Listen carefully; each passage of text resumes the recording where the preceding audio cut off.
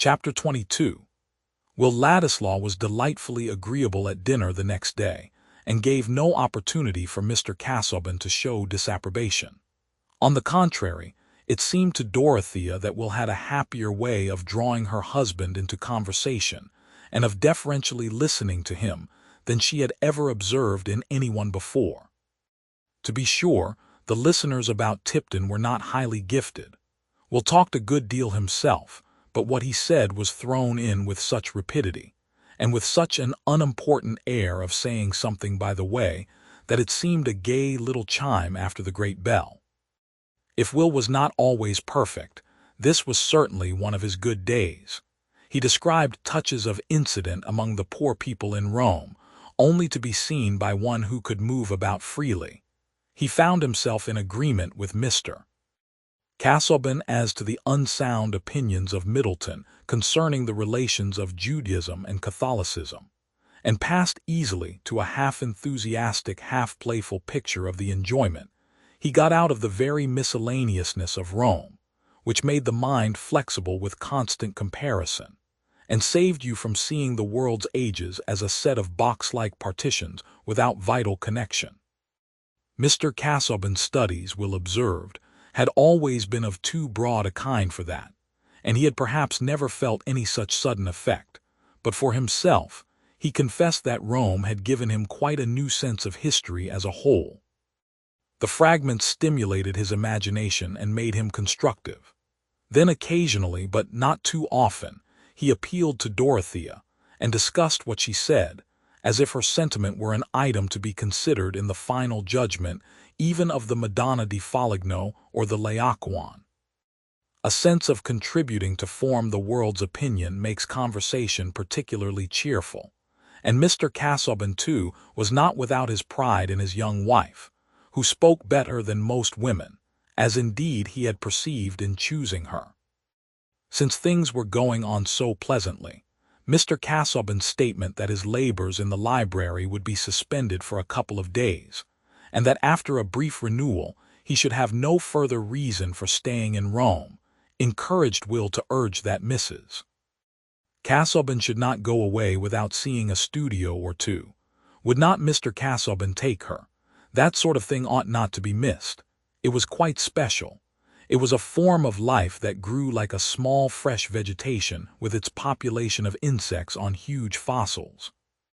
Will would be happy to conduct them, not to anything wearisome, only to a few examples.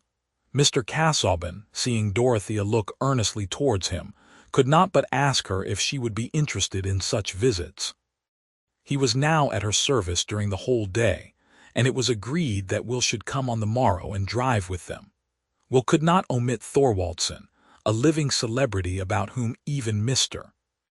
Casaubon inquired, but before the day was far advanced, he led the way to the studio of his friend Adolf Naumann, whom he mentioned as one of the chief renovators of Christian art, one of those who had not only revived, but expanded that grand conception of supreme events as mysteries at which the successive ages were spectators, and in relation to which the great souls of all periods became, as it were, contemporaries. Will added that he had made himself Naumann's pupil for the nonce. "I have been making some oil sketches under him," said Will. "I hate copying. I must put something of my own in. Naumann has been painting the saints drawing the car of the church, and I have been making a sketch of Marlowe's Tamburlaine driving the conquered kings in his chariot. I am not so ecclesiastical as Naumann, and I sometimes twit him with his excess of meaning. But this time I mean to outdo him in breadth of intention. I take Tamburlaine in his chariot for the tremendous course of the world's physical history lashing on the harness dynasties. In my opinion, that is a good mythical interpretation." Will here looked at Mr. Casaubon, who received this off-hand treatment of symbolism very uneasily, and bowed with a neutral air. "The sketch must be very grand if it conveys so much," said Dorothea. "I should need some explanation even of the meaning you give. Do you intend Tamburlaine to represent earthquakes and volcanoes?" "Oh yes," said Will, laughing, "and migrations of races and clearings of forests, and America and the steam engine." Everything you can imagine. What a difficult kind of shorthand, said Dorothea, smiling towards her husband. It would require all your knowledge to be able to read it. Mr. Casaubon blinked furtively at Will. He had a suspicion that he was being laughed at, but it was not possible to include Dorothea in the suspicion. They found Naumann painting industriously, but no model was present. His pictures were advantageously arranged, and his own plain, vivacious person set off by a dove-colored blouse and a maroon velvet cap, so that everything was as fortunate as if he had expected the beautiful young English lady exactly at that time. The painter, in his confident English, gave little dissertations on his finished and unfinished subjects, seeming to observe Mr. Casaubon as much as he did Dorothea. Will burst in here and there with ardent words of praise, marking out particular merits in his friend's work, and Dorothea felt that she was getting quite new notions as to the significance of Madonnas seated under inexplicable canopied thrones with the simple country as a background, and of saints with architectural models in their hands, or knives accidentally wedged in their skulls. Some things which had seemed monstrous to her were gathering intelligibility and even a natural meaning, but all this was apparently a branch of knowledge in which Mr. Casaubon had not interested himself. I think I would rather feel that painting is beautiful than have to read it as an enigma, but I should learn to understand these pictures sooner than yours with the very wide meaning, said Dorothea, speaking to Will. Don't speak of my painting before Naumann, said Will. He will tell you it is all fusherie, which is his most opprobrious word. Is that true? Said Dorothea, turning her sincere eyes on Naumann, who made a slight grimace and said, Oh, he does not mean it seriously with painting. His walk must be belles lettres, that is wide-eyed. Naumann's pronunciation of the vowel seemed to stretch the word satirically. Will did not half like it, but managed to laugh, and Mr. Casaubon, while he felt some disgust at the artist's German accent, began to entertain a little respect for his judicious severity. The respect was not diminished when Naumann, after drawing Will aside for a moment and looking, first at a large canvas, then at Mr. Casaubon, came forward again and said, My friend Ladislaw thinks you will pardon me, sir, if I say that a sketch of your head would be invaluable to me for the St. Thomas Aquinas in my picture there. It is too much to ask. But I so seldom see just what I want, the idealistic in the real. You astonish me greatly, sir, said Mr. Casaubon, his looks improved with a glow of delight. But if my poor physiognomy, which I have been accustomed to regard as of the commonest order, can be of any use to you in furnishing some traits for the angelical doctor, I shall feel honored. That is to say, if the operation will not be a lengthy one, and if Mrs. Casaubon will not object to the delay. As for Dorothea, nothing could have pleased her more, unless it had been a miraculous voice pronouncing Mr. Casaubon the wisest and worthiest among the sons of men. In that case, her tottering faith would have become firm again. Naumann's apparatus was at hand in wonderful completeness, and the sketch went on at once as well as the conversation. Dorothea sat down and subsided into calm silence, feeling happier than she had done for a long while before. Everyone about her seemed good, and she said to herself that Rome, if she had only been less ignorant, would have been full of beauty. Its sadness would have been winged with hope. No nature could be less suspicious than hers. When she was a child, she believed in the gratitude of wasps and the honorable susceptibility of sparrows, and was proportionately indignant when their baseness was made manifest. The adroit artist was asking Mr. Casaubon questions about English polities, which brought long answers, and Will meanwhile had perched himself on some steps in the background overlooking all. Presently Naumann said, Now if I could lay this by for half an hour and take it up again, come and look, Ladislaw, I think it is perfect so far. Will vented those adjuring interjections, which imply that admiration is too strong for syntax. And Naumann said, in a tone of piteous regret, Ah, now if I could but have had more, but you have other engagements, I could not ask it, or even to come again tomorrow. Oh, let us stay, said Dorothea. We have nothing to do today except go about, have we? She added, looking entreatingly at Mr. Casaubon. It would be a pity not to make the head as good as possible. I am at your service, sir, in the matter, said Mr. Casaubon, with polite condescension. Having given up the interior of my head to idleness, it is as well that the exterior should work in this way. You are unspeakably good. Now I am happy, said Naumann, and then went on in German to Will, pointing here and there to the sketch as if he were considering that. Putting it aside for a moment, he looked round vaguely, as if seeking some occupation for his visitors, and afterwards turning to Mr. Casaubon said, Perhaps the beautiful bride, the gracious lady, would not be unwilling to let me fill up the time by trying to make a slight sketch of her, not, of course, as you see, for that picture, only as a single study. Mr. Casaubon, bowing, doubted not that Mrs. Casaubon would oblige him, and Dorothea said at once, Where shall I put myself? Naumann was all apologies in asking her to stand, and allow him to adjust her attitude, to which she submitted without any of the affected airs and laughs frequently thought necessary on such occasions, when the painter said, It is as Santa Clara that I want you to stand, leaning so, with your cheek against your hand, so, looking at that stool, please, so. Will was divided between the inclination to fall at the saint's feet and kiss her robe, and the temptation to knock Naumann down while he was adjusting her arm. All this was impudence and desecration, and he repented that he had brought her. The artist was diligent, and Will, recovering himself, moved about and occupied Mr. Casaubon as ingeniously as he could. But he did not in the end prevent the time from seeming long to that gentleman, as was clear from his expressing a fear that Mrs. Casaubon would be tired. Naumann took the hint and said, Now, sir, if you can oblige me again, I will release the lady-wife. So Mr. Casaubon's patience held out further, and when after all it turned out that the head of St. Thomas Aquinas would be more perfect if another sitting could be had, it was granted for the morrow. On the morrow Santa Clara, too, was retouched more than once. The result of all was so far from displeasing to Mr. Casaubon that he arranged for the purchase of the picture in which St. Thomas Aquinas sat among the doctors of the church in a disputation too abstract to be represented, but listened to with more or less attention by an audience above.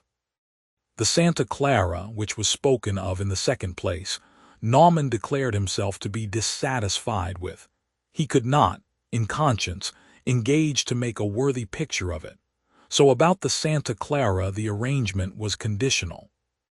I will not dwell on Naumann's jokes at the expense of Mr. Casaubon that evening, or on his dithyrambs about Dorothea's charm, in all which Will joined, but with a difference. No sooner did Naumann mention any detail of Dorothea's beauty than Will got exasperated at his presumption.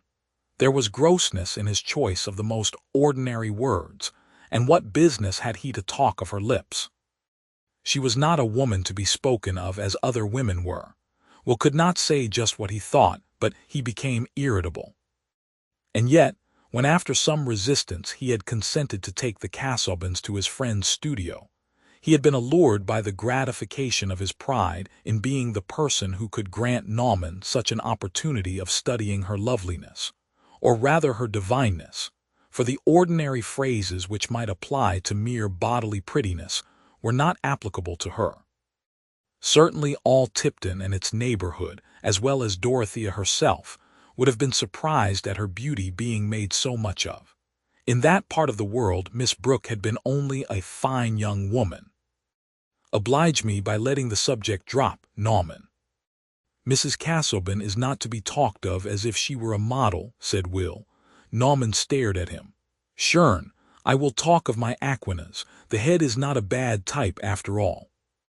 I dare say the great scholastic himself would have been flattered to have his portrait asked for. Nothing like these starchy doctors for vanity. It was as I thought.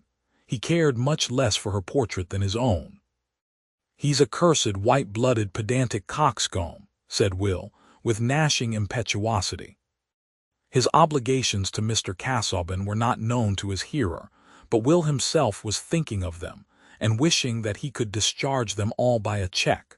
Naumann gave a shrug and said, "It is good they go away soon, my dear. They are spoiling your fine temper." All Will's hope and contrivance were now concentrated on seeing Dorothea when she was alone. He only wanted her to take more emphatic notice of him. He only wanted to be something more special in her remembrance than he could yet believe himself likely to be. He was rather impatient under that open, ardent good will, which he saw was her usual state of feeling.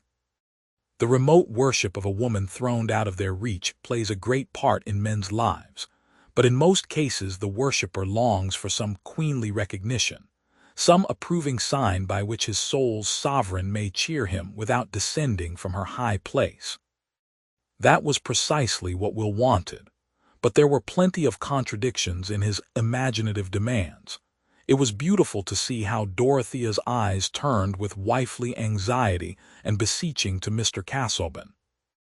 She would have lost some of her halo if she had been without that duteous preoccupation, and yet at the next moment the husband's sandy absorption of such nectar was too intolerable. And Will's longing to say damaging things about him was perhaps not the less tormenting because he felt the strongest reasons for restraining it. Will had not been invited to dine the next day. Hence he persuaded himself that he was bound to call, and that the only eligible time was the middle of the day, when Mr. Casaubon would not be at home. Dorothea, who had not been made aware that her former reception of Will had displeased her husband, had no hesitation about seeing him, especially as he might be come to pay a farewell visit.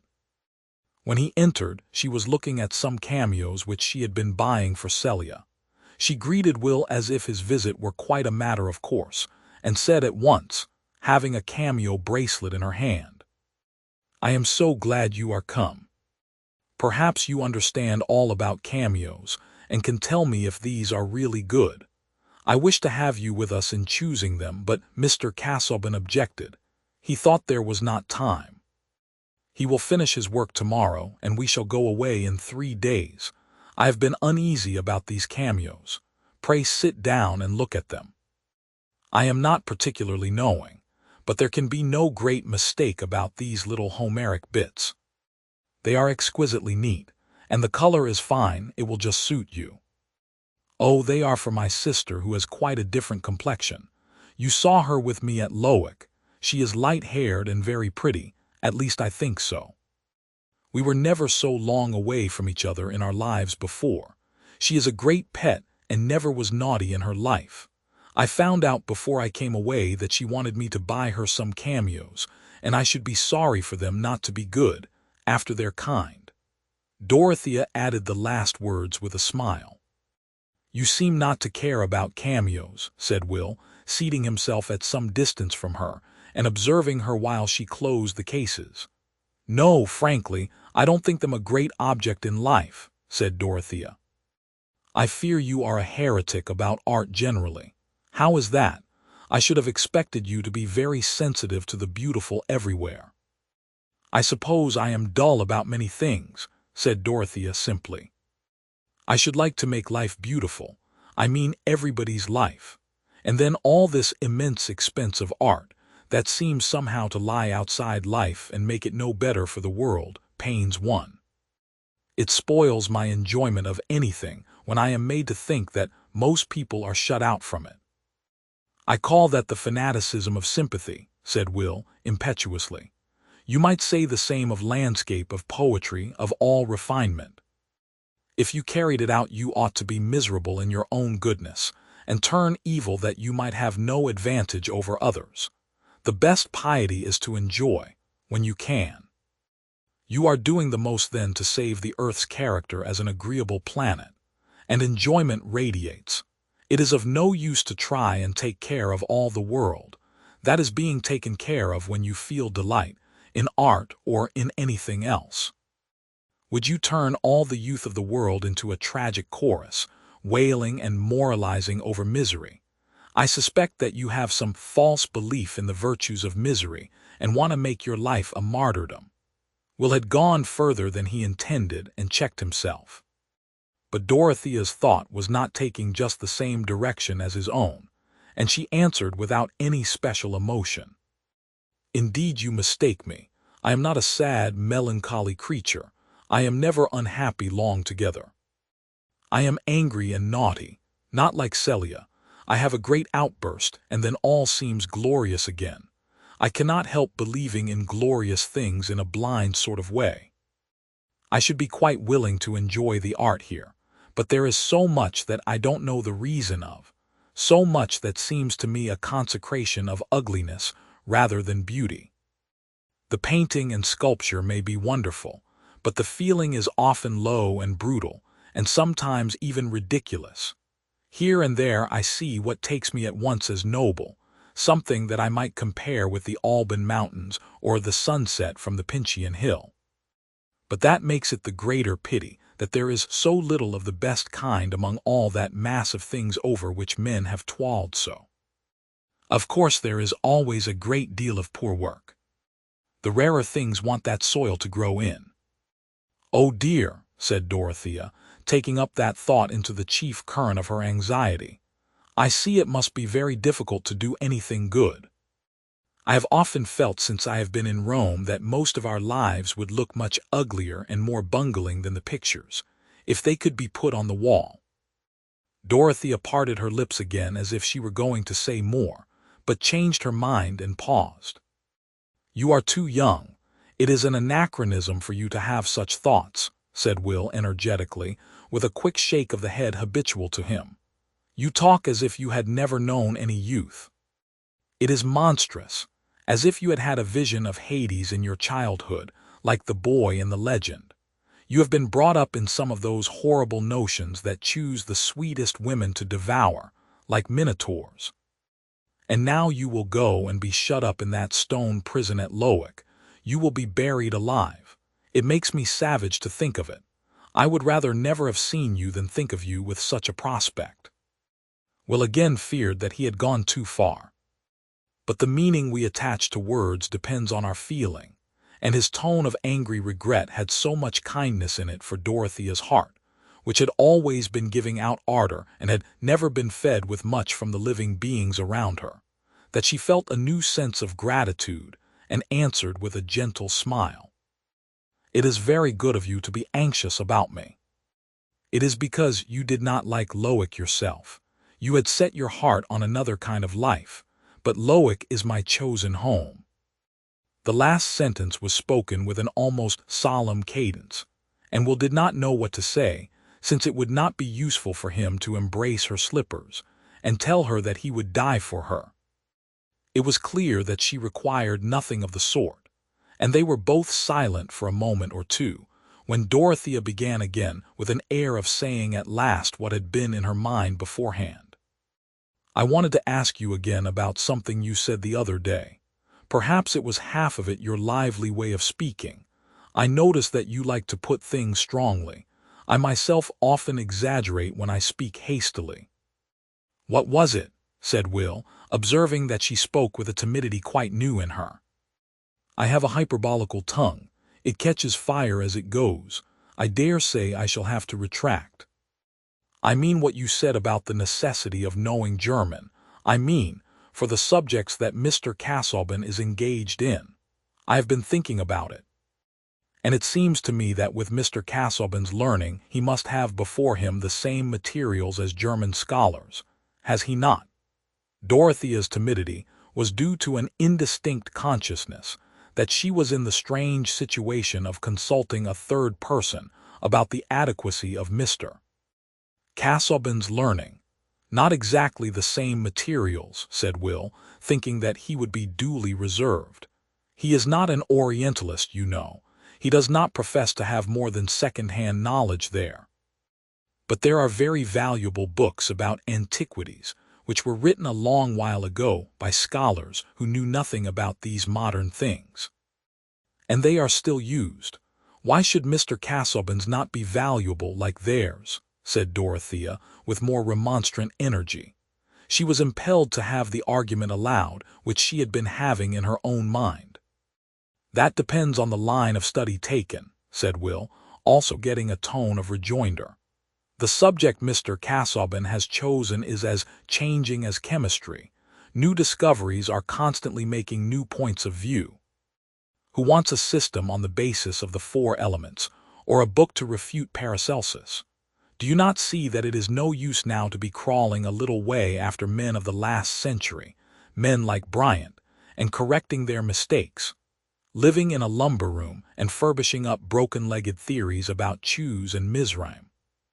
How can you bear to speak so lightly? Said Dorothea, with a look between sorrow and anger. If it were as you say, what could be sadder than so much ardent labor all in vain? I wonder it does not affect you more painfully, if you really think that a man like Mr. Casaubon, of so much goodness, power, and learning, should in any way fail in what has been the labor of his best years. She was beginning to be shocked that she had got to such a point of supposition, and indignant with Will for having led her to it. You question me about the matter of fact, not of feeling, said Will. But if you wish to punish me for the fact, I submit. I am not in a position to express my feeling toward Mr. Casaubon. It would be at best a pensioner's eulogy. Pray excuse me, said Dorothea, coloring deeply. I am aware, as you say, that I am in fault in having introduced the subject. Indeed, I am wrong altogether. Failure after long perseverance is much grander than never to have a striving good enough to be called a failure. I quite agree with you, said Will, determined to change the situation. So much so that I have made up my mind not to run that risk of never attaining a failure. Mr. Casaubon's generosity has perhaps been dangerous to me, and I mean to renounce the liberty it has given me. I mean to go back to England shortly and work my own way, depend on nobody else than myself. That is fine. I respect that feeling, said Dorothea with returning kindness. But Mr. Casaubon, I am sure, has never thought of anything in the matter except what was most for your welfare. She has obstinacy and pride enough to serve instead of love. Now she has married him, said Will to himself. Aloud he said, rising, I shall not see you again.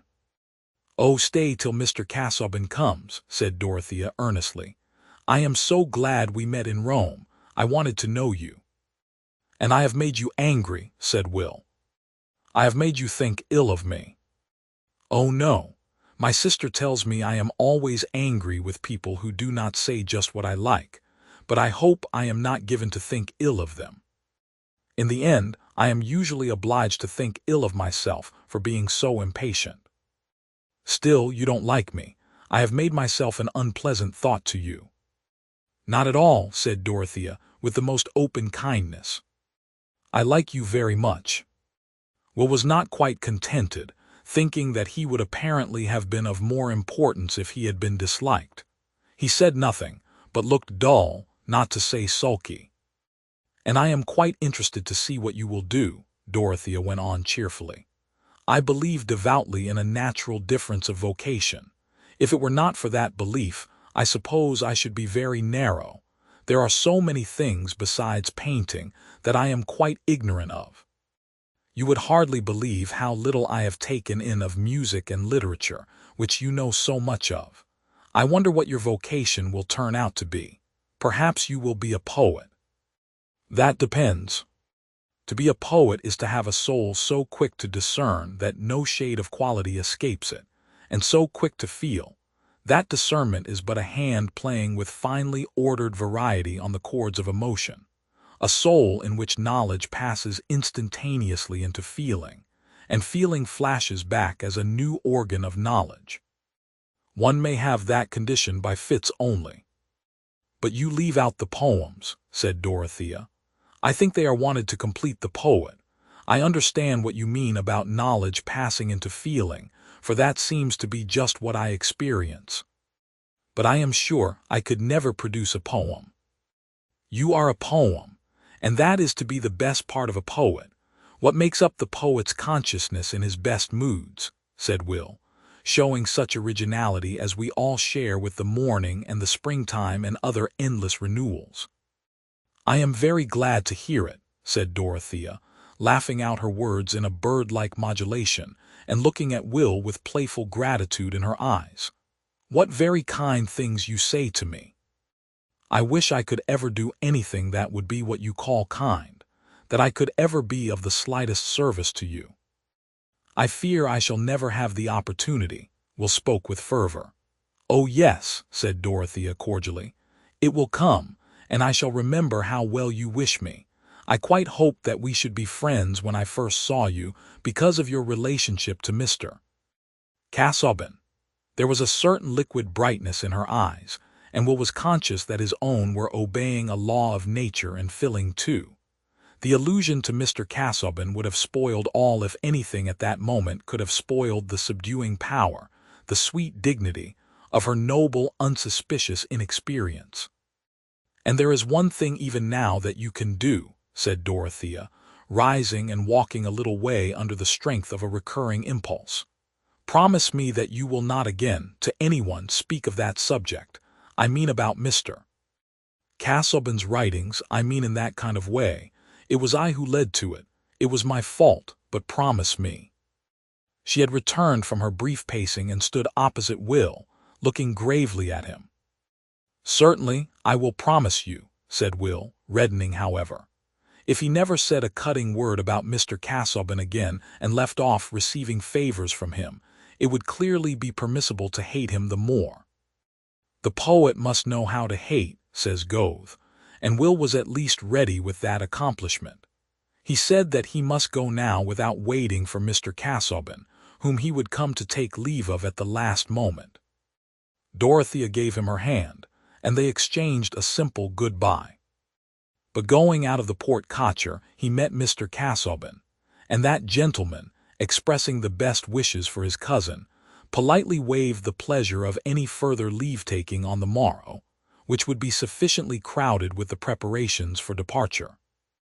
I have something to tell you about our cousin Mr. Ladislaw, which I think will heighten your opinion of him, said Dorothea to her husband in the course of the evening.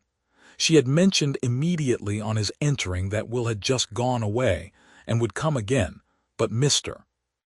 Casaubon had said, I met him outside, and we made our final adieus, I believe, saying this with the air and tone by which we imply that any subject, whether private or public, does not interest us enough to wish for a further remark upon it. So Dorothea had waited. What is that, my love? Said Mr. Casaubon. He always said my love when his manner was the coldest. He has made up his mind to leave off wandering at once and to give up his dependence on your generosity. He means soon to go back to England and work his own way. I thought you would consider that a good sign, said Dorothea, with an appealing look into her husband's neutral face. Did he mention the precise order of occupation to which he would addict himself? No, but he said that he felt the danger which lay for him in your generosity. Of course he will write to you about it. Do you not think better of him for his resolve? I shall await his communication on the subject, said Mr. Casaubon. I told him I was sure that the thing you considered in all you did for him was his own welfare. I remembered your goodness in what you said about him when I first saw him at Lowick, said Dorothea, putting her hand on her husband's. I had a duty towards him, said Mr. Casaubon, laying his other hand on Dorothea's in conscientious acceptance of her caress, but with a glance which he could not hinder from being uneasy. The young man, I confess, is not otherwise an object of interest to me, nor need we, I think, discuss his future course, which it is not ours to determine beyond the limits which I have sufficiently indicated. Dorothea did not mention Will again.